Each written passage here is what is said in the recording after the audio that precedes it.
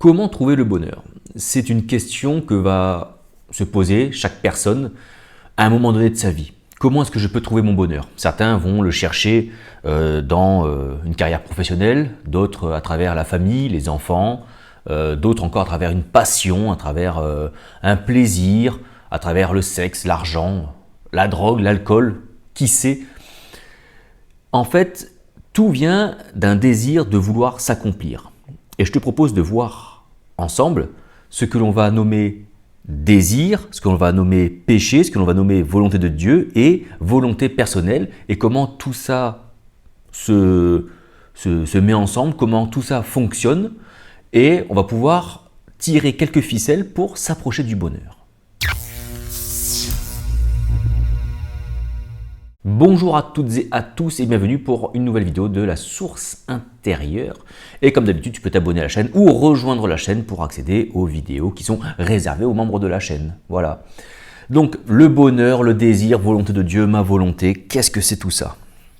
Alors c'est un sujet qui est assez complexe, dans lequel on va trouver des combinaisons à l'intérieur qui vont toujours soit par paire, soit en trio, enfin même pas, qui sont toujours très liées les uns les autres, et donc je n'ai pas la prétention d'arriver, comme d'habitude, si tu suis mes vidéos régulièrement, d'apporter un truc clé en main, on le comprend et puis tout se débloque. Non, c'est une réflexion, des réflexions qui me sont venues, des observations que je fais, de par la méditation et par, comment je pourrais dire ça, de façon rationnelle, une révélation ou une nouvelle intelligence qui parvient sur comment ça fonctionne.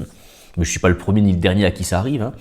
Mais si je peux faire la courte échelle à certains d'entre vous pour débloquer certaines croyances et accéder à autre chose, alors je le fais. Mais c'est apporter une piste de réflexion, une autre voie que celle parfois dans lesquelles on peut s'entêter, on peut s'enliser, c'est-à-dire celle des croyances.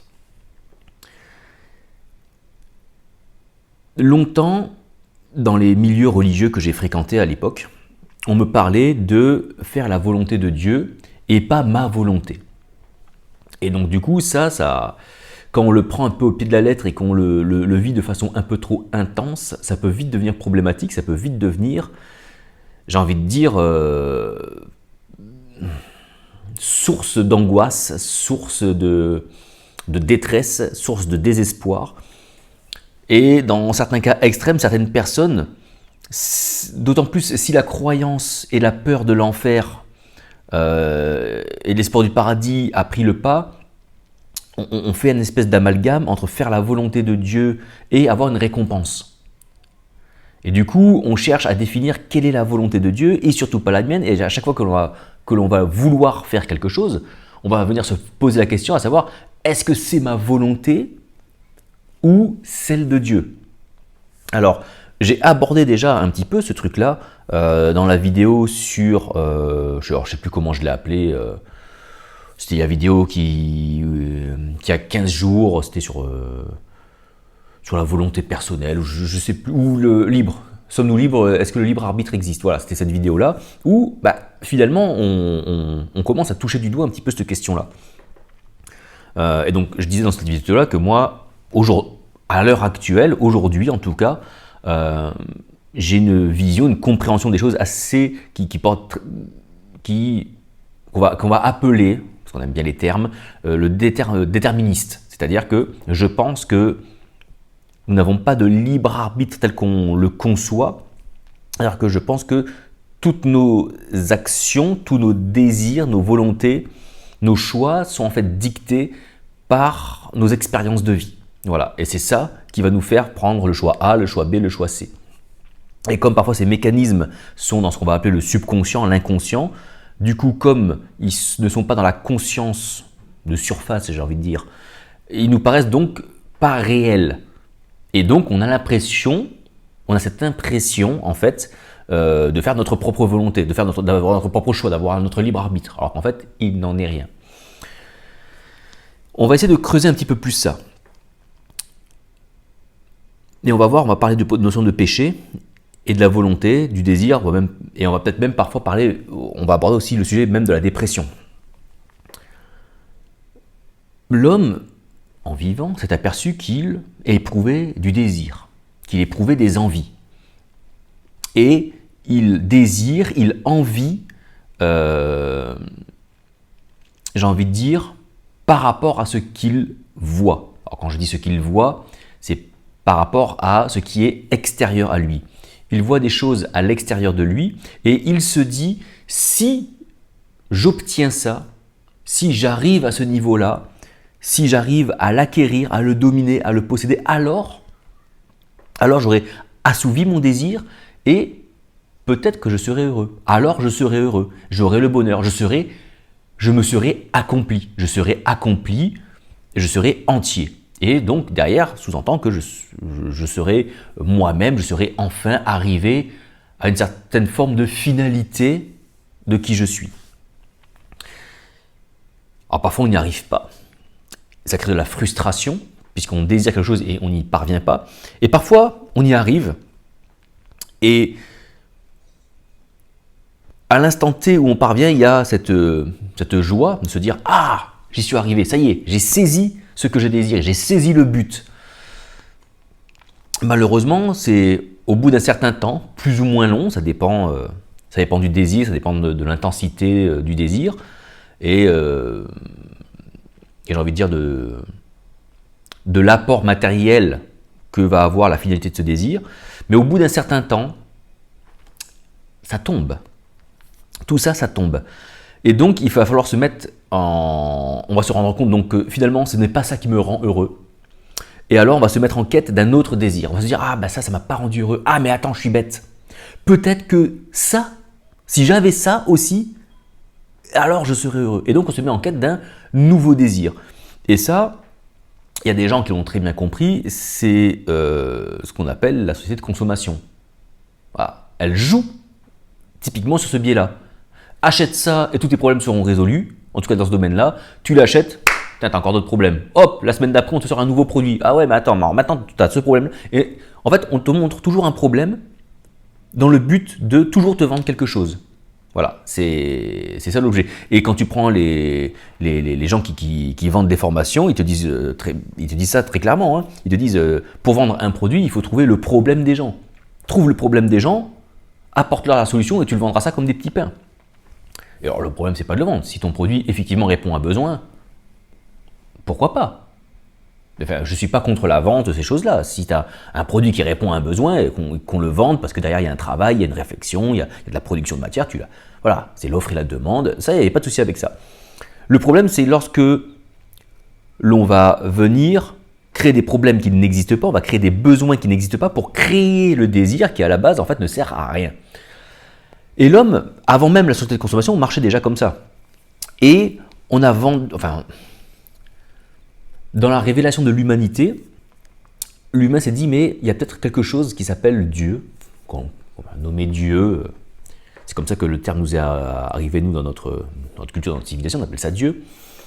Et ben, si on parvient à lui, alors on sera heureux. L'homme a découvert qu'au fond de lui, il y avait cet accomplissement possible. C'est-à-dire que l'homme pouvait se retrouver avec ce qui est tout, avec ce qui est infini. Le fini peut retrouver sa source infinie, en fait, et donc se reconnecter à sa source originelle, et donc ne faire plus qu'un avec elle. Et s'il se reconnecte à l'infini, qu'est-ce qu'il y a? Il n'y a plus de désir dans l'infini, puisque rien ne se finit. Donc il n'y a plus d'accomplissement à avoir. On est l'accomplissement par nature, en fait. Ouais, c'est un peu... Ah, je sais, mais bon, je me l'explique comme ça. Et alors maintenant, le but, c'est de savoir comment on y parvient à cela. Comment on parvient à cela? Alors, les religions actuelles vont vous dire, en fait, il va falloir faire la volonté de Dieu. Et donc, on va déterminer par rapport à des livres, par rapport à des témoignages qu'on a mis dans des livres qu'on a appelés sacrés, qu'on a appelés paroles de Dieu. Alors, on va décortiquer les textes, on va analyser les textes, on va faire des études de textes, et chaque groupe, différentes dénominations qui se détachent, chacun va comprendre le texte d'une façon ou d'une autre. Et on va dire, voilà, la volonté de Dieu c'est ça, la volonté de Dieu c'est ça, la volonté de Dieu c'est ça. Et dans la vie de tous les jours, ça va se concrétiser dans ma vie pratique. Dieu, il veut pas que j'épouse cette femme, il veut que j'épouse cette femme. Dieu ne veut pas que j'achète cette maison, mais que j'achète cette maison. Dieu ne veut pas que je fasse ce travail, mais que je prenne ce travail. Dieu veut... Ah ouais, ça peut vite devenir lourd. Or, voyez-vous, je pense que Dieu n'a pas de volonté.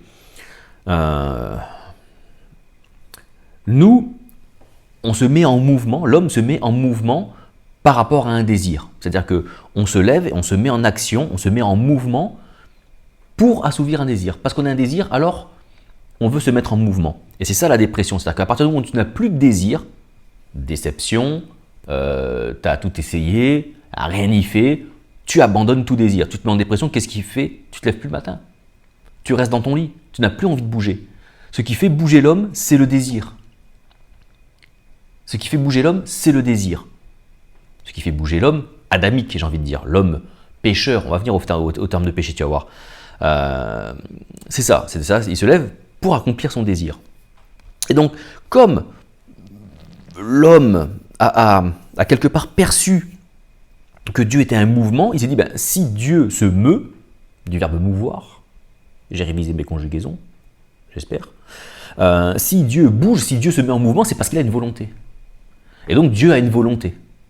Tu vois? Alors qu'en fait, le mouvement de Dieu, ce n'est pas sa volonté, c'est ce qu'il est. Et sa volonté, c'est quoi? C'est justement de nous mettre en mouvement, nous. De vivre pour vivre, en fait. Vivre pour être l'extériorité, l'éclat, la gloire de Dieu. La gloire de ce mouvement, d'être le reflet, d'être l'incarnation de ce qu'est Dieu. Qui n'est pas une personne, mais qui est un ensemble de... qui a à la fois une... oui, j'essaie de définir Dieu, qu'est-ce que je te dise, moi, c'est compliqué. Mais c'est à la fois une intelligence, à la fois une volonté, à la fois un amour, à la fois un désir, à la fois un mouvement, à la fois un souffle. C'est un peu tout ça, sans être ça, mais qui avance parce que c'est sa nature. En fait, c'est un souffle, c'est ça, de toute façon. Tu ne peux pas le lui enlever. Et donc, on ne peut pas faire la volonté de Dieu, on ne peut que l'incarner. Et donc, passer de faire sa volonté à faire notre volonté, c'est ça le péché. C'est-à-dire que, en réalité, alors on peut être un très très bon croyant, on peut être un excellent chrétien, un excellent musulman, un excellent juif, un excellent bouddhiste, hindouiste, très pieux, très machin, tout ce que tu veux. On fait nos prières, on fait nos trucs, on fait nos gris-gris, nos rituels, tout ça. On croit très bien dans la bonne doctrine, on en est sûr et certain, on fait tous nos trucs et tout. Ok, on coche toutes les cases. Mais si on fait tout ça, si on fait justement tous ces rituels, si on croit bien dans les choses, si on a ce désir, cette volonté-là, c'est dans l'optique d'obtenir une récompense. Cette récompense, c'est quoi? C'est éviter l'enfer pour avoir le paradis. Ou c'est pour avoir les bonnes grâces ou les bonnes bénédictions de Dieu, etc. Alors qu'en fait, pourtant, si on prend le livre de la Bible, c'est assez clair. C'est tout ce que vous faites-le pour Dieu, c'est-à-dire tout ce que vous faites, c'est faites-le juste pour glorifier Dieu. Et les gens, pour glorifier Dieu, c'est rendre témoignage de Dieu, on confond ça avec du prosélytisme. Il va falloir, je le fais pour la gloire de Dieu, pour montrer aux hommes que Dieu est bon. Non, tu veux montrer que ta croyance en Dieu est la bonne. Et que si tu le glorifies, c'est parce que toi tu as la bonne croyance. Tu as eu le bon désir. Et comme tu t'as accompli le bon désir, alors c'est bon. Mauvaise nouvelle, c'est pas ça. Glorifier Dieu, c'est juste rendre son éclat. La gloire, c'est ça, c'est rendre extérieur une lueur intérieure. C'est rendre l'éclat de quelque chose. Par exemple, peut-être qu'ils sont bons en sciences, qui vont me dire c'est pas tout à fait ça, mais avec les connaissances que j'ai, par exemple, la Lune glorifie le Soleil. Parce que la Lune, en fait, brille de par le reflet qu'elle envoie du Soleil. Tu vois, elle réfléchit le Soleil. La Lune glorifie le Soleil, en quelque sorte. C'est peut-être pas scientifiquement tout à fait juste. Voilà. Je me comprends, tu vois. Mais c'est un peu l'idée. Dès lors, ce qui va se passer, c'est que on cherche à s'accomplir, on cherche à avoir le bonheur, on cherche Dieu, quelque sorte, dans des éléments extérieurs, en réalisant des désirs qui sont extérieurs, des désirs qu'on pourrait qualifier de matériel. Et c'est justement ça, le péché. C'est-à-dire, le péché, c'est aller chercher le bonheur, c'est chez le marchand de journaux. Ouais, j'ai bafouillé et je sais pas si t'as la ref, tu vois. Enfin, chercher le bonheur chez ton marchand de journaux, c'était une pub qu'il y avait à l'époque. Et c'est en gros, chercher le bonheur dans des choses qui ne sont pas de Dieu. C'est aller chercher l'accomplissement, c'est aller chercher Dieu là où il n'est pas, en fait. Péché, c'est rater la cible. Ou comme diraient les orthodoxes, c'est tourner autour du mauvais axe. C'est-à-dire, péché, littéralement, c'est voilà, manquer la cible, c'est-à-dire aller chercher Dieu, aller chercher son accomplissement, aller chercher le bonheur, la joie, là où elle n'est pas, en fait. Alors, on va trouver des joies éphémères, mais c'est pas ça la joie. La joie est un état, alors que là, ça va être juste une émotion passagère, en fait. La joie est quelque chose de stable, c'est quelque chose qui est au-delà de l'émotion, en fait. C'est un état d'âme, un état de conscience qui est, comment dire, stable, qui ne fluctue pas en fonction des éléments extérieurs. Et nous, on fonctionne comme ça, c'est-à-dire que on va aller chercher des choses à l'extérieur, on va aller chercher de la connaissance. Ah, on veut la bonne compréhension du verset, on veut avoir la bonne compréhension de telle chose, on veut acquérir la bonne maison, on veut acquérir la bonne voiture, on veut avoir cette femme-là, ce mari-là, on veut avoir des enfants comme ça, on veut avoir telle carrière professionnelle. On se dit, si je réalise ça, alors je serai bien. Et ça, en fait, on fait sa volonté, et ben c'est ça péché. Péché, c'est faire la volonté de l'homme, c'est-à-dire une volonté qui est guidée par un déterminisme. C'est-à-dire faire une volonté qui est déterminée par des expériences, qui est déterminée par le lien entre expérience de vie et illusion d'accomplissement. Par rapport à ce que j'ai vécu, et par rapport à ce que je crois, pour moi, alors l'accomplissement, le bonheur se trouve là-dedans. Et alors j'y vais. Ha, boum, badaboum, échec. Et donc c'est tout. Et ça,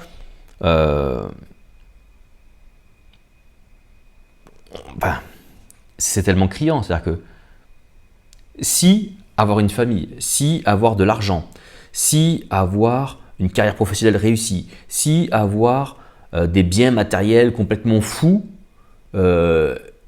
permettez cela,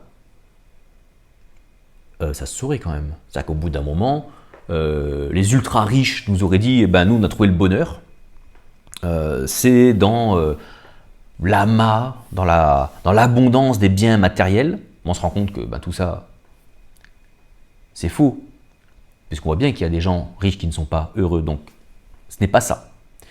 On va nous dire, c'est la famille. Or, on se rend compte, il y a plein de gens qui ont des familles, ça ne les empêche pas de ne pas être heureux. Ça va être la carrière professionnelle. On voit bien qu'il y a des gens qui sont arrivés au sommet de la chaîne. Et en fait, quoi qu'on réussisse, on a toujours l'impression qu'il nous manque quelque chose. Et ce quelque chose, c'est quoi? C'est ce que disait... c'est qui disait ça? C'était Pascal qui disait ça, je crois, je ne sais plus. Qu'il y a en chaque homme un vide en forme de Dieu, en fait. Et c'est ça. C'est-à-dire que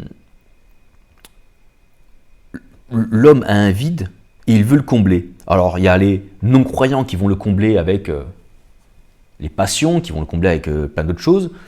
Certains vont se dire, j'arrive pas à le combler avec la famille et tout, donc on va prendre de la drogue, de l'alcool, se mettre dans des états psychiques modifiés pour essayer de fabriquer cet accomplissement, de fabriquer cette joie, de fabriquer ce bonheur trouvé, mais en détruisant le corps, et le corps est l'incarnation et la glorification du divin, donc ça marche pas non plus.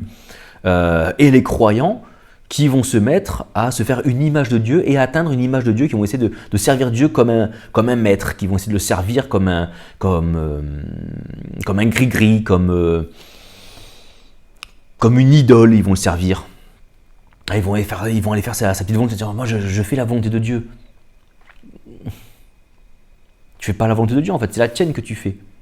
Parce que tout ce que tu fais, tu ne le fais pas pour Dieu, tu le fais pour valider, pour montrer au monde entier que ta croyance, que la forme que tu as mis, toi, à Dieu est la bonne. Et c'est je rappelle quand j'étais dans les églises évangéliques, le but c'était quoi? quand on sortait, faire un truc comme ça, le but, c'était quoi? C'est de ramener des gens à l'église. C'était de faire tourner la boutique. Eh oui, c'était pas affiché clairement, mais si, c'était ça. On nous le disait. Hein. Ah bah si, ouais, mais si une personne elle me dit ça, ah bah tu lui dis, tu sais, tac, tac, tac, et on avait tout le kit qu'il fallait pour ramener les gens, pour que les gens viennent ensuite à l'église. Et ensuite, c'est l'église, les têtes pensantes de l'église qui géraient le reste, tu vois. Et après, on met ça dans un moule où on dit, bah voilà, pour en fait, et après, on te met une image de Dieu et le but, c'est d'atteindre cette image-là. Voilà, donc, on te fait une forme de Dieu et le but, c'est de parvenir à cette forme-là. Et bon, que ce soit une forme de Dieu, que ce soit les biens matériels, que ce soit autre chose, lorsque tu essayes, que tu essayes, parfois tu échoues et parfois tu parviens à atteindre ces choses-là. Bon, la forme de Dieu, c'est très compliqué de l'atteindre, la forme de Dieu, puisqu'on met des standards tellement hauts que c'est de toute façon inatteignable par nos propres forces. Et donc l'Église est là pour bien te faire de temps en temps un petit peu culpabiliser, et puis va bien te faire comprendre, bah ouais, mais t'as besoin de nous pour y arriver. Sans nous, tu n'y arriveras jamais. Sans nous, l'Église, en dehors de moi, point de salut, tu vois. C'est-à-dire qu'en dehors de moi, tu n'y arriveras jamais. Donc reste bien avec nous. Parce que dehors, il y a Satan, et lui va te bouffer. D'accord? Donc reste bien avec nous. Et les non-croyants qui, eux, courent après le bonheur, achètent des choses, vont faire des enfants, vont se marier parfois parce qu'ils n'ont même pas envie en fait. Mais ils se disent, ouais, mais si j'avais une famille, si j'avais ci, si j'avais ça, je serais bien, je serais heureux. Alors, c'est pas tout le monde, parce que après, il y a des gens, ils se disent, bon, bah écoute, bon, je suis pas heureux à 100%, j'ai toujours ce manque quelque part, mais finalement, ce que j'ai, c'est pas mal. Et il y a des gens dont le truc peut durer, ça, qui nourrissent cela. Vous avez des gens, par exemple, ce qu'ils font, par exemple leur profession, ils kiffent. Donc, tant qu'ils arrivent à remplir ce kiff, c'est-à-dire quotidiennement à réaliser leurs désirs, ça les maintient dans un truc de « moi j'ai pas de manque, j'ai trouvé ». Tu vois, ils sont encore dans cette phase de « ah, c'est bon, je suis heureux ». Tu vois, j'ai ce bonheur-là. Si leur bonheur, si leur outil de travail, c'est par exemple Internet et que demain les Russes ou les Chinois ou les Américains, ils coupent les câbles et qu'il n'y a plus Internet, tu fais comment? Ah. Si toi, si tu es sculpteur et que tu kiffes, parce que tous les jours tu es en train de sculpter et tu kiffes ça, et que demain on te coupe les mains, voilà, tu vois. Donc toutes ces joies-là, tous ces bonheurs-là sont éphémères. Même si on arrive encore chaque jour à le faire, ils sont éphémères. Et donc le but de ce que j'appelle la pratique de l'intériorité, ça va être d'aller en soi. Alors, il y a comme une introspection, puisqu'on traverse son psychisme, son mental, on voit les choses qu'on veut, qu'on ne veut pas. Et le but, c'est de dépasser ça, de le transpercer et d'aller dans ce que j'appelle se rapprocher la conscience de l'âme. Hein, c'est essayer de descendre toujours plus ou de s'élever plus, ça dépend comment on voit les choses, et de toucher cela. Et lorsque l'on touche cela, alors c'est quoi le bonheur infini, la joie infinie, ce qu'est Dieu, rentre, pénètre la conscience, et en pénétrant la conscience, ça devient réalité pour nous. Et donc on est comme un sachet, on est comme un verre d'eau chaude, et dès que le sachet de thé vient nous toucher, ça commence à s'infuser. Et à partir du moment où ça commence à s'infuser, donc l'eau, c'est pas nous, c'est juste notre conscience, tu vois. Et dès que ça commence à s'infuser dans la conscience, ça prend une réalité. Ça prend une réalité. Et cela ne dépend plus des éléments extérieurs, puisque ça vient d'une source intérieure. Ça vient de quelque chose qui est, j'allais dire, inné en nous, qui est originel en nous. Et donc qui prend vie en nous. Et donc tu as des personnes qui, lorsque échec après échec après échec après échec à l'extérieur, n'y arrivent pas, ne parviennent pas dans quelque domaine que ce soit, ou alors ils étaient tellement sûrs d'avoir trouvé le bonheur dans ce qu'ils avaient et tu leur enlèves du jour au lendemain, pow,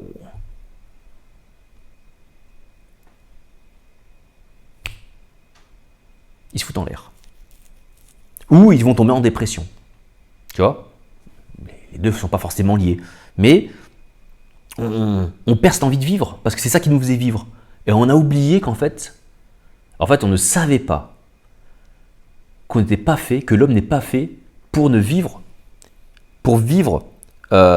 sur la base de ce que j'appelle la vie bio, hein, chez les Grecs, c'est-à-dire la vie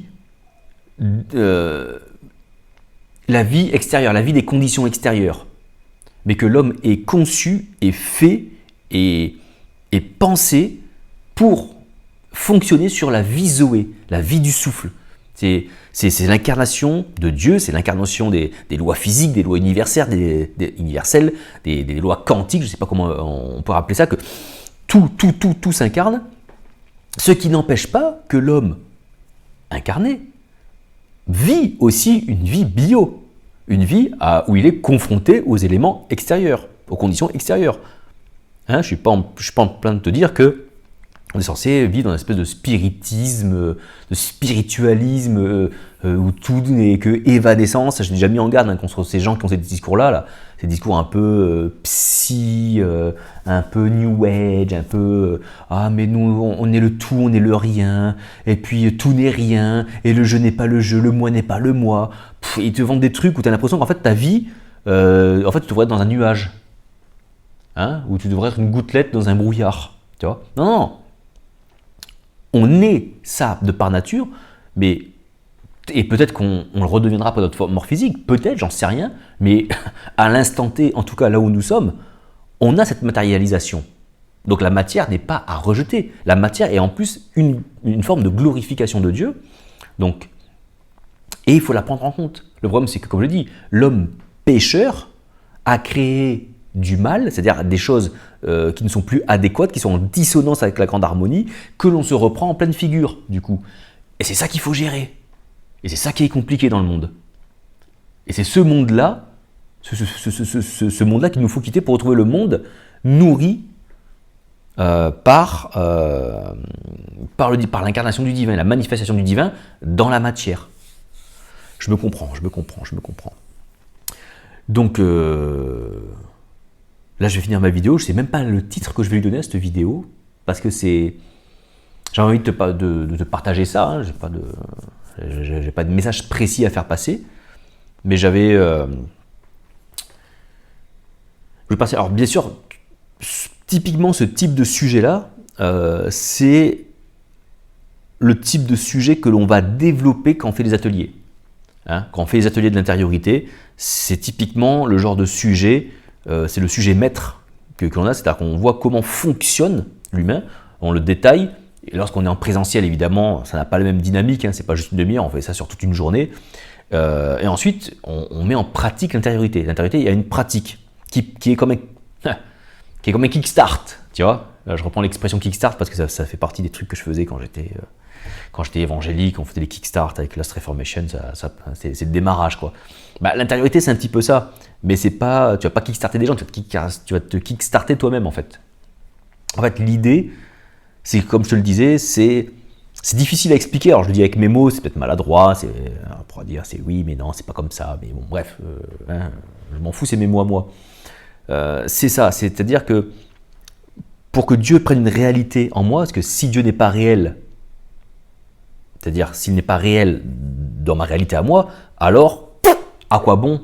Il pourrait exister 10 fois, c'est ce que disait Angélus de Silésius, hein, Jésus ou le Christ pourrait être né 1000 fois à Bethléem, s'il ne naît pas en moi, c'est en vain qu'il est né, tu vois. C'est exactement ça. C'est-à-dire que tant que ça reste dans la réalité des cieux, si ça ne vient pas dans la réalité sur terre, ça ne sert à rien. Et ça, c'était la prière de Jésus. Que ta volonté, tu vois, que ton souffle, que ton mouvement, tu vois, se fasse sur la terre, c'est-à-dire qu'il se concrétise sur la terre comme il l'est déjà en fait au ciel, en fait. Et c'est ça qui est important. Et l'intériorité, typiquement, c'est de faire passer la volonté, c'est-à-dire le mouvement, le souffle divin de l'état de potentiel, de l'état de spirituel, à l'état de terrestre, matériel, concret, carné, incarné. Et ça, typiquement, c'est ce qu'on fait pendant les ateliers. Voilà, donc l'atelier en Suisse, il est complet, et il y en a un autre qui se fera sur Toulon, très probablement à l'automne. Mais je pense que je vais fonctionner comme ça, j'en ferai un au printemps, un en automne, je trouve que c'est pas mal. Puis en plus, je crois qu'au niveau de la réglementation, si je fais des trucs comme ça, je crois que je peux pas en faire plus de 2 par an, parce qu'après, on est en France, hein, l'administratif, tout ça, déclaration, machin. Mais donc, voilà, un au printemps, un en automne, je trouve que c'est suffisant. Et donc, si tu as des questions, des commentaires à faire, alors des commentaires, quand vous faites des commentaires, j'en profite, c'est la fin de la vidéo, on parle comme ça.